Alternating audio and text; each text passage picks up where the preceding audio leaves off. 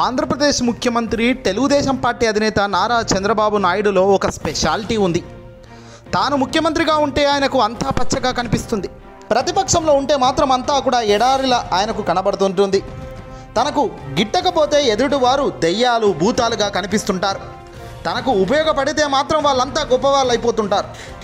ఆయనకు తరచూ రెండు కళ్ళ సిద్ధాంతం గుర్తుకు వస్తుంటుంది. ఆంధ్రప్రదేశ్తో పాటు తనకు తెలంగాణ కూడా ముఖ్యమేనని ఇటీవల తెలంగాణ హైదరాబాదులో మాట్లాడుతూ ఆయన చెబుతున్నారు. ఎప్పటికప్పుడు మాటలు మార్చడంలో దిట్ట ఆయన చంద్రబాబు నాయుడు గడిచిన 5 ఏళ్లలో ఎన్నడూ తెలంగాణలో పార్టీ గురించి పట్టించుకున్న దాఖలాలకు పోలేదు. కనీసం ఒక్కరోజు కూడా హైదరాబాద్లో ఒక్క మీటింగ్ కూడా పెట్టలేదు ఈ పెద్ద మనిషి. ఆ విషయాన్ని మాజీ పార్టీ అధ్యక్షుడు కాసాని జ్ఞానేశ్వరరావు ఎంతో చక్కగా గతంలోనే వివరించారు. అసలు 2023లో తెలుగుదేశం పార్టీ తరఫున టీడీపీ తెలంగాణ అసెంబ్లీ ఎన్నికల్లో ఎవరిని నిలబెట్టలేదు. తన పార్టీ వారు కాంగ్రెస్ జెండాలు పట్టుకొని తిరుగుతున్నప్పటికీ కూడా స్వయంగా చంద్రబాబే అక్కడ మద్దతు ఇస్తూ నిలబడ్డాడు. ఇప్పుడు కాంగ్రెస్ ముఖ్యమంత్రి రేవంత్ రెడ్డిని ప్రశంసిస్తూ జైజేలు కొడుతున్నారు. ఆయన కాంగ్రెస్ ప్రభుత్వం అనకుండా రేవంత్ పేరు చెప్పి మెచ్చుకోవడం గమనించాల్సిన అంశమే. బహుశా తెలంగాణ బీజేపీ వారికి ఇది ఇబ్బంది పెట్టే అంశమే అని కూడా చంద్రబాబు చేస్తున్న అంశం. ఇప్పటికిప్పుడు చంద్రబాబుతో బీజేపీ ఈ గొడవ పెట్టుకునే అవకాశం లేదు. కానీ తెలంగాణ టీడీపీ సమావేశంలో కూడా ఆంధ్రప్రదేశ్ మాజీ ముఖ్యమంత్రి వైఎస్ జగన్మోహన్ రెడ్డి గారిపై ఆడిపోడేసుకోవడం చూశాం. ఎక్కడికి వెళ్ళినా ప్రదేశం ఏదైనా జగన్ను తిడితేనే పబ్బం గడుస్తుంది అన్న చందంగా మారారు బాబు గారు. జగన్ మళ్ళీ గెలిచే అవకాశం ఉందని భయపడుతున్నారట. ఈ విషయం చంద్రబాబు చెబుతున్నారు. దీంతో జగన్ ఓ భూతమట.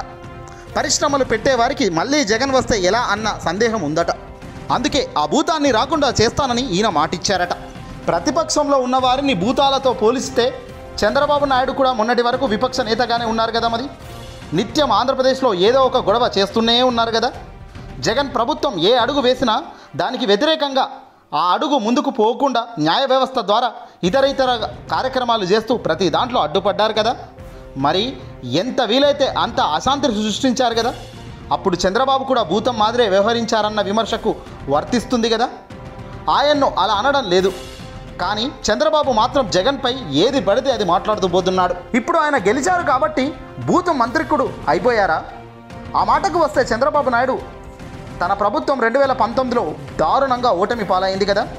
ఆయన్ను ఓడిస్తే జనం తప్పు చేసినట్లు, జగన్ను ఓడిస్తే మాత్రం జనం ఒప్పు చేసినట్లు అవుతుందా? అదేమి లాజిక్ ఎవరికి అర్థం కావడం లేదు.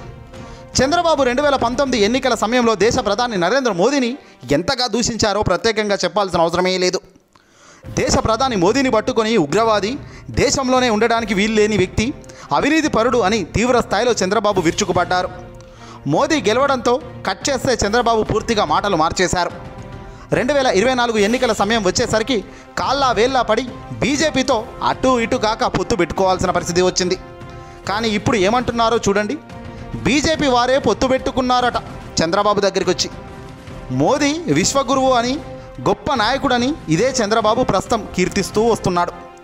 ఇదేమిటి, ఈ రెండు మాటలు ఏమిటి అని ఎవరైనా ప్రశ్నించాలి. అలా ప్రశ్నించే వ్యక్తులు చంద్రబాబు కంటపడితే ఊరుకోడు.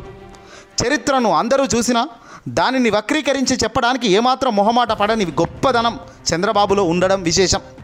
ఇంతకన్నా వేరే ఉదాహరణ ఏం అవసరం లేదు ఇక బాబు గారి గురించి. తెలంగాణ ఉద్యమ సమయంలో 1కి 2 సార్లు ప్రత్యేక రాష్ట్రానికి అనుకూలంగా లేఖలు ఇచ్చారు. తీరా కేంద్రం వాటి ఆధారంగా తెలంగాణ ఏర్పాటుకు సంకల్పించగానే దానిని ఏదో రకంగా అడ్డుకోవడానికి ఎంతగానో ప్రయత్నించిన వ్యక్తుల్లో చంద్రబాబు ప్రథమ వ్యక్తి. తెలంగాణలో మాత్రం తన వల్లే తెలంగాణ వచ్చిందని ప్రచారం చేసుకున్న ఘనుడు చంద్రబాబు.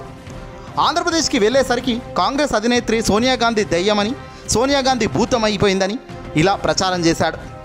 ఆంధ్రప్రదేశ్ని సర్వనాశనం చేసింది కాంగ్రెస్ అంటూ ధ్వజమెత్తారు చంద్రబాబు. మరి అలాంటి కాంగ్రెస్తోనే తెలుగుదేశం పార్టీ కలుస్తుందని ఎవరూ ఊహించని టైంలో ఏకంగా చంద్రబాబు స్వయంగా ఢిల్లీకి వెళ్ళి మరి రాహుల్ గాంధీతో అలై బలై చేసుకుని 2018 తెలంగాణ శాసనసభ ఎన్నికల్లో పొత్తు పెట్టుకున్న ఘనత చంద్రబాబే. ఆ ఎన్నికల్లో దారుణంగా ఓటమి పాలయ్యారు, అది వేరే విషయం అనుకోండి. ఇక తదుపరి కాంగ్రెస్ ఊసే ఎత్తలేదు చంద్రబాబు. అవసరం ఎవరి వైపు వస్తే అటువైపు దూకడంలో ఎలాంటి సిగ్గు కూడా పడని వ్యక్తి చంద్రబాబు. 2023 తెలంగాణ ఎన్నికల్లో మాత్రం మళ్ళీ కాంగ్రెస్కు పరోక్షంగా సహకరించారు. అదే టైంలో 2024 ఆంధ్రప్రదేశ్ శాసనసభ ఎన్నికల్లో బీజేపీతో సహయోధ్య కుదుర్చుకున్నారు.